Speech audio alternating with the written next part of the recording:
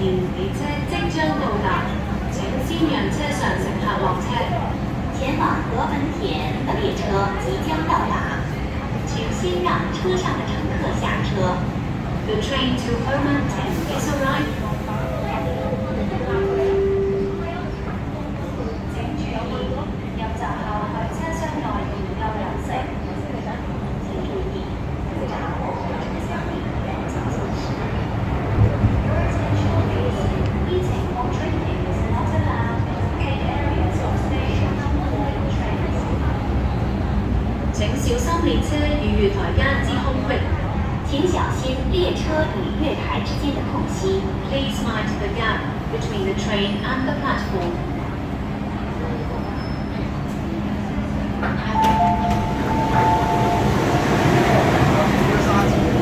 这个分别还是要磨切，你看他们